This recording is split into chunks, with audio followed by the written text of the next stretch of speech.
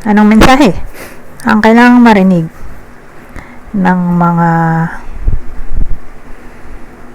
Libra sa period na to? Pwedeng nangyayari na itong magiging reading natin or mangyayari pa lang. Kung hindi man para sa inyo itong magiging reading natin, di baka para sa someone na malapit sa inyo o sa someone na kakilala nyo mismo. Baka may lumabas na gender, mamaya gawin nyo na lang energy. Masculine at feminine energy, pwede rin naman na huwag nyo nang pansinin ang gender. Hindi ko masasabi kung anong magiging reading, kung positive ba o negative. Depende sa kung anong mapipick up kong energy. Walang masama kung papanoorin ang Sun, Moon at Rising sign kasi baka alin man sa mga yan ay mag-resonate na sa sitwasyon nyo. So, Ace of Cups, the Moon, Hanged Man. Ano kaya itong strength? Ace of Cups. Kinlarify ng strength card.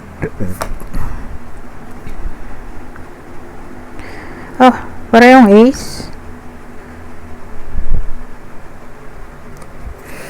Pag ganyan, ace plus strength card.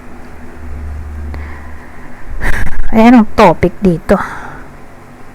Kung dalawa silang ace.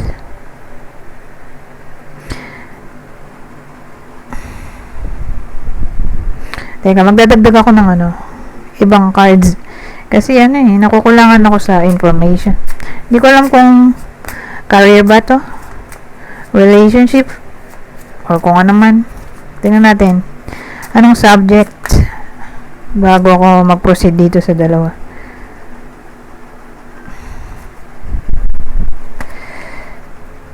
Storks.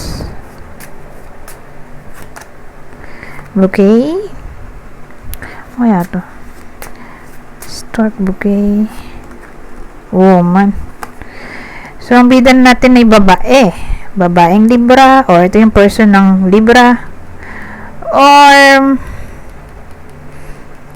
babaeng malapit sa Libra. So, case to case basis, tingnan nyo kung mag-resonate ba sa inyo yung reading base sa kwento.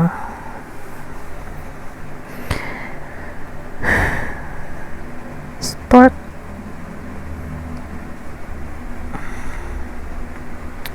So, naisip ko, relationship ba to? O career? Or money? Friendship? Neighbors? Relatives?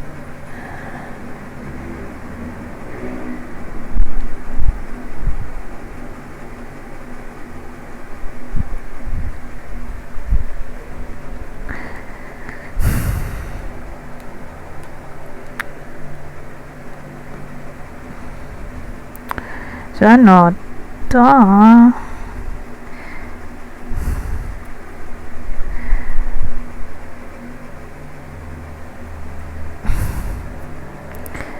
Siguro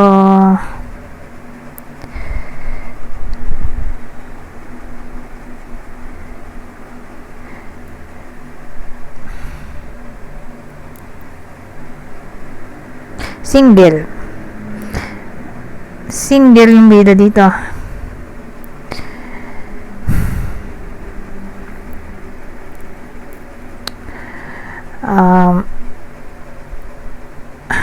Ang dating sa akin, may strength kasi parang may problema siya na kung paano siya makaka-cope up ng problem, whether dumating na to or darating pa lang, basta parang mamamblema siya. Ang way niya para makapag-cope up sa problema niya or magiging problema,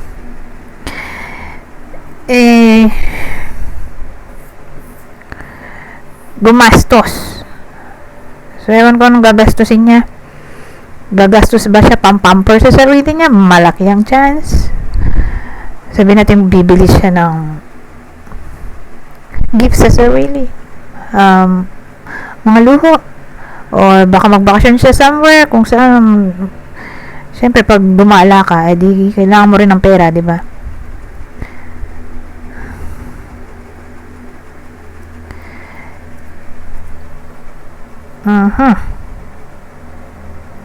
So, yun. Yun ang na-pick up kong scenario. Ano yung problema? Kasi may strength card tayo, hindi naman lalabas yan eh. Kung wala kang pagdadaanan na problema na kailangan mong maging matatag. Kailangan mong maging strong.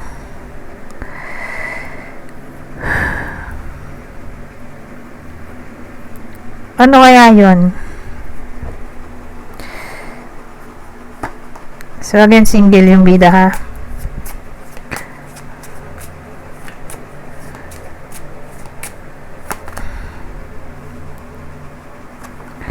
Lilies.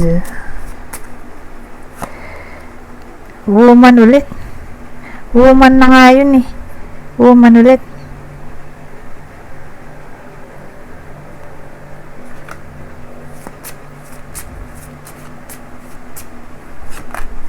Oh, snake oh. Ano yun?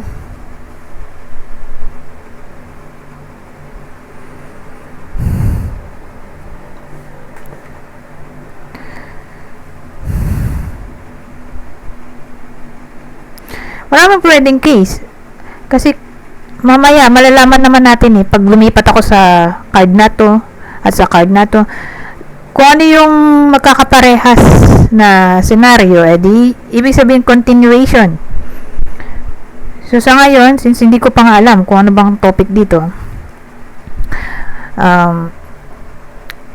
kunin nyo lang yung scenario na sa tingin nyo ay fit sa sitwasyon nyo.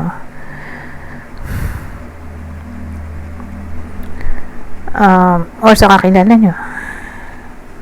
So, unang senaryo naisip ko, ano yung magiging problema niya, boss niya. May babae dito eh. So, probably boss na babae. Kung may trabaho yung iba sa inyo, eh di boss. Na para bang, ano eh, may pagka-dishonest sa kanya. Sa ano, sa Libra. So, again, case-to-case basis. Kung may work yung iba sa inyo at boss nila ay babae. Yun nga. Parang ano eh, masama bunga nga nung boss nila. Masakit magsalita, dishonest, prone sa lying, or ano, tawag ito, aggressive. Ano pa ba pag snake? Prone sa backstabbing, trouble lang dala, prone sa inggit. Kumbaga, complicated siya kasama. Toxic na lang siguro. In general. Or, alam naman yan ng iba sa inyo eh. Kumbaga, mafe-feel nila or intuition, pick up ng intuition nila agad na parang may dark energy tong babae.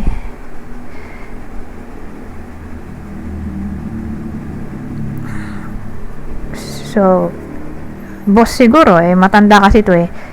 Ano rin kasi to eh, well experienced.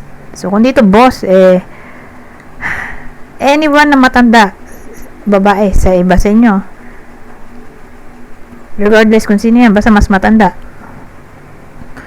Or kung di, or mas matanda, di ba? To be specific, mga nasa 50 yan, 50 to 60 years old. Or kung di man ganon, eh, hindi tumama sa 50 to 60, eh, di mas matanda. Sa libro, babae.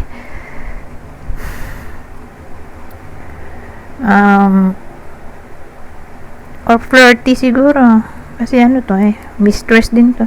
Pwede rin mistress. Eh, yung ano, itsura, matanda. Mas matanda sa Libra or sa partner kung ano, relationship.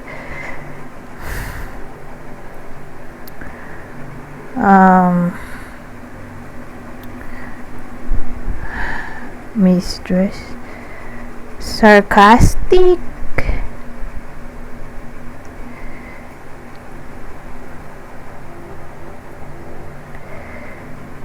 deceptive,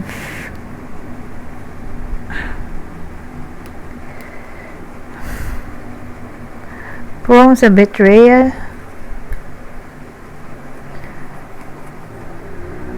o may pagka-narcissist siguro. Narcissist, psychopath, sociopath, na parang nangmamalit ng tao or nang bubuli.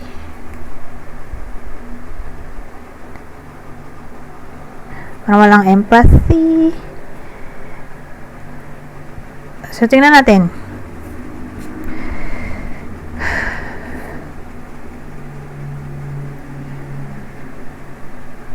Saan dadiretso itong kwento na to?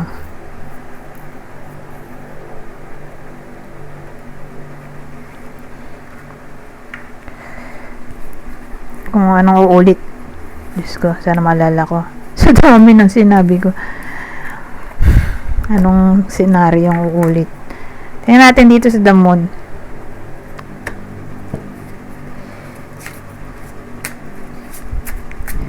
Pero base sa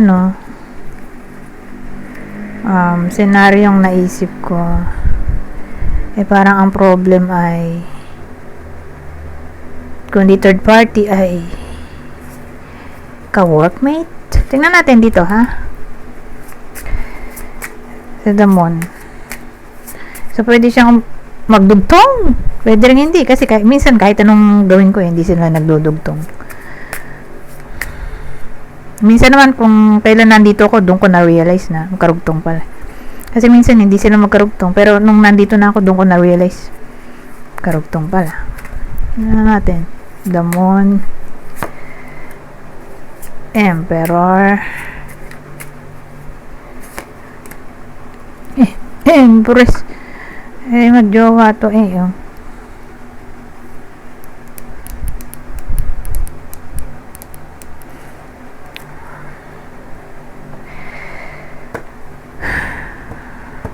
Dagdagan natin.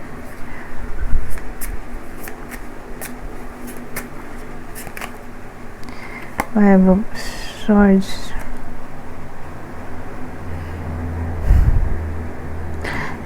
Well,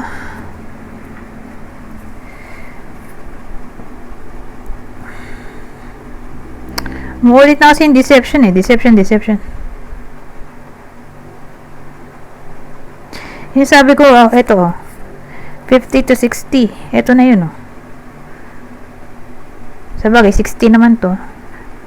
Pero kasi old, dating sa akin old na siya mga papasok din dito, pwede na rin siya sa dito. Kasi 50 to 60 ito or older, someone older, ito na rin yun, saka to.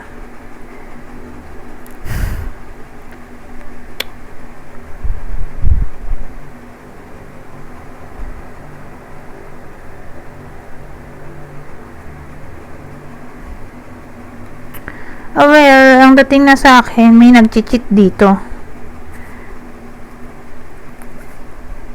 Pero ito flirt lang to.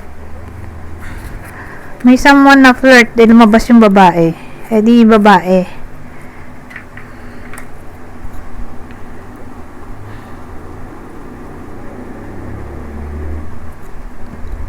Nagiging flirt yung babae. Yun yung secret dito. Or mystery. Sa The Moon. May ginagawa siyang lihim na deception yung babae kasi nga kanina may babae, di ba? Pero teka, babae din ba yung kanina? Siya rin to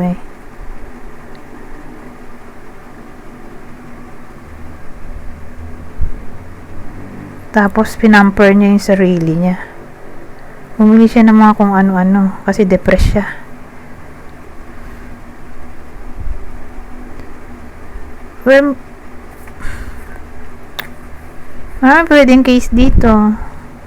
LGBTQ, in a way na woman to woman relationship, case-to-case basis kunin nyo lang information na sa tingin nyo ay fit sa sitwasyon nyo. So, kung dito woman-to-woman relationship, di heterosexual, in a way na nasa 50, pataas yung bida, na may someone na secretly deceptive. Pero ito kasi 5 of swords pa lang, di pa naman to 7 of swords. So, mild pa lang yung kanyang ginagawang kalokohan. So, ang dating sa flirt lang. May someone, probably yung babae. Nagiging flirt.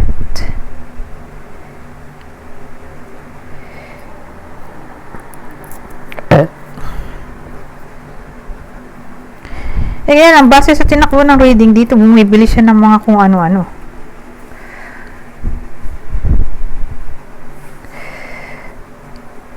Diba? Kasi nga, stress siya. Whether natuklasan na nung asawa niya na, or partner na may iba siya.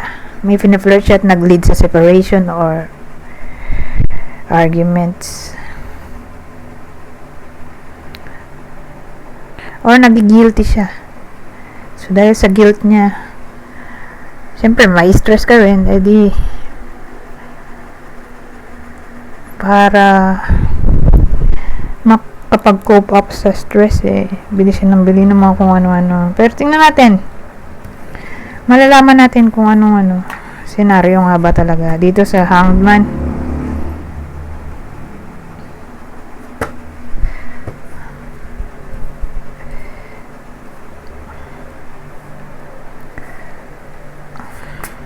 So, Hanged Man, ano yan?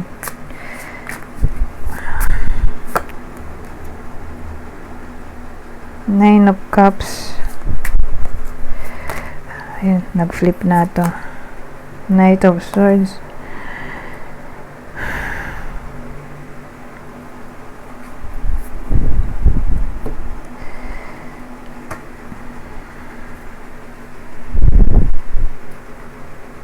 Teka lang, ayusin ko lang tong deck na ginamit ko, hindi makapag-isip pa pag maraming cards, magulo, madumi. So again, Hanged Man. Clarify ng Nine of Cups, saka Knight of Swords.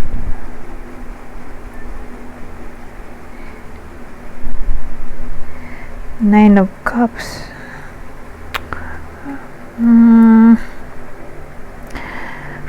Ang dating kasi sa akin, siya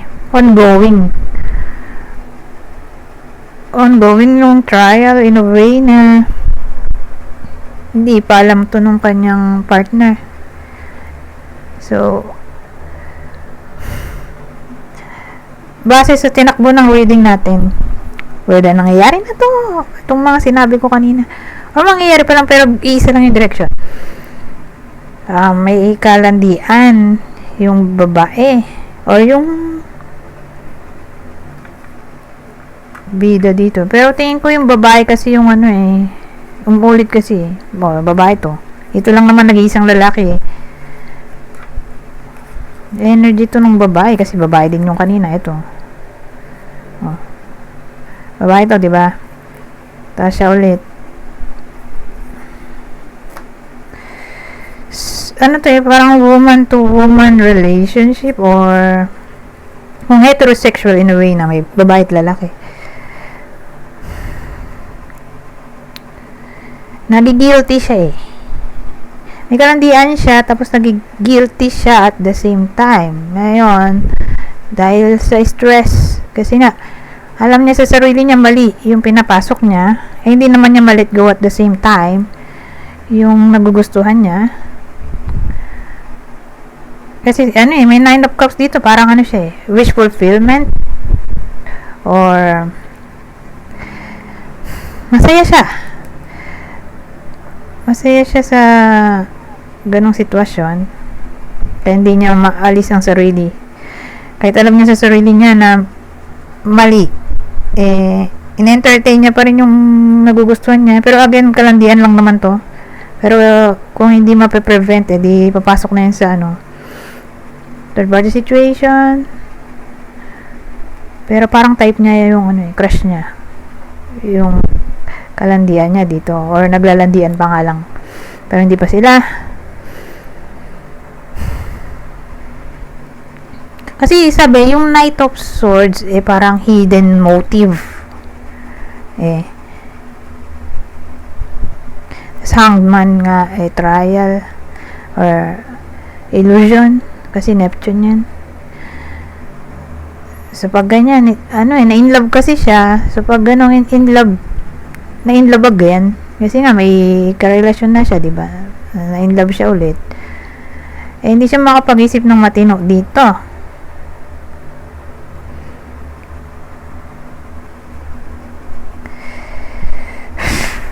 Kaya siguro naging the devil to. Ayun.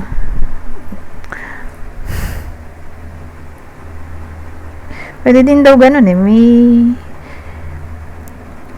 paborito kong tarot reader na yung sinasabi niya. So, ginaya ko lang.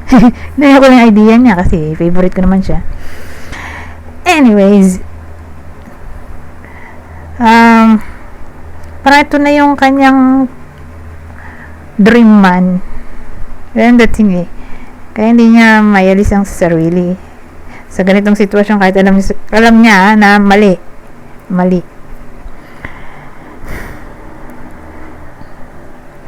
So, anong future outcome nito? Di tuloy-tuloy pa rin siya sa kalandian niya dito. Kasi nga, di siya makapag-isip ng matino at in love nga.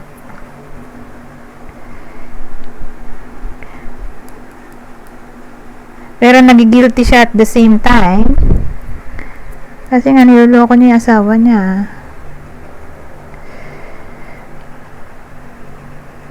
So, ang dating mahal niya pareho. Di ang ending indecision. Wala hangman kasi to.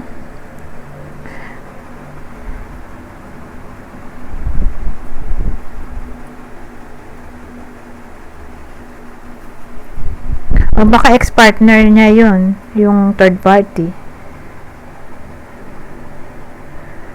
Or single yung third party. Or biyudo. So, yun sa ngayon. Yung tinakbo ng reading.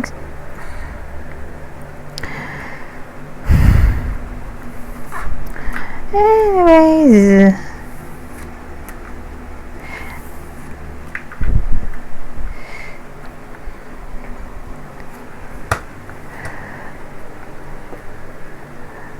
punta na lang tayo dito. Ano pang masasabi nito? Kumbaga,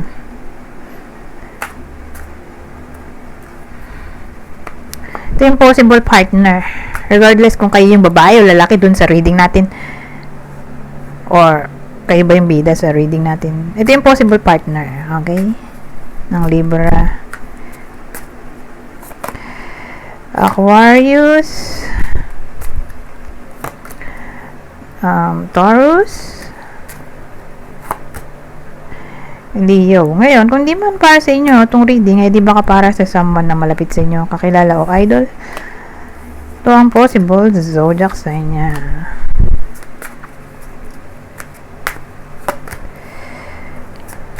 Taurus, Aquarius,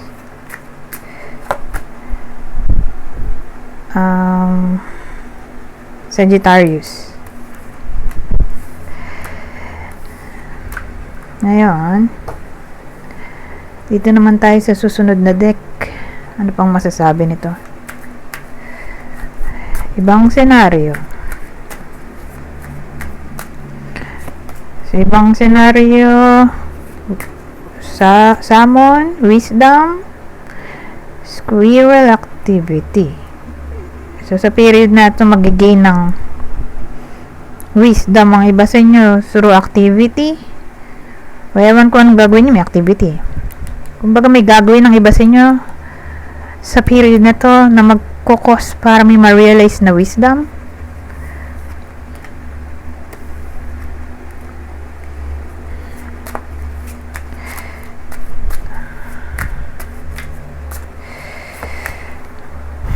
O, ito. Ang basa dito, hindi ko alam. Here yata. Rebirth. Salamander fire. Oh, rebirth. Eh, diyan to. Pag-ignite. Ulit. Ng spark. Or new energy. New passion, in short, new energy, new passion, new action.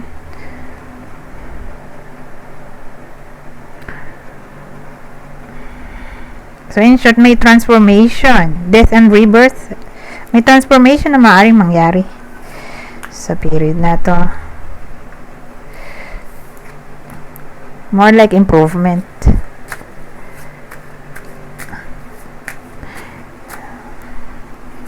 Ito na ang last pair sa deck na to, pero hindi pa to ang last deck, last pair lang. O, change follow. Change will follow or follow. Parang yun lang. Rebirth fire, new passion. Sabi ko nga, new passion, new energy, new action. Nababang sabi ko nga, change or transformation.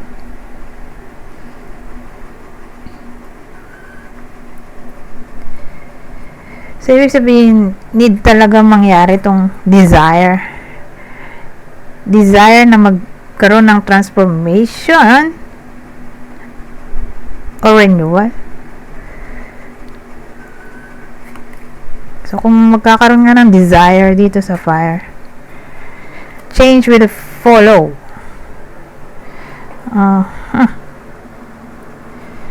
Or tuloy-tuloy na yung change siguro sa period na to, in a good way, lalo na kung kinakalbaryo ang buhay. So tuloy-tuloy na ang pagbabago, or sabihin natin more like progress na to. May progress na maaaring mangyari sa period na to. Anyways, dito na tayo sa last deck na sinasabi ko. Babasahin ko na lang tong last deck na to. Kunin nyo lang ang mensahe na sa tingin nyo ay fit sa sitwasyon nyo. General advice na yung makukuha dito.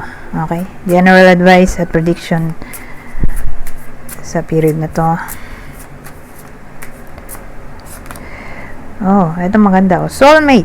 Yes, this person is your soulmate. Your connection is sacred. Ito. Be honest. Heart-to-heart conversations are necessary. It is safe for you to talk about your feelings. At ang huli, free. Free yourself. You don't need to be in control of everything for a love relationship to be successful. Anyways, hanggang dito na lang. Goodbye for now.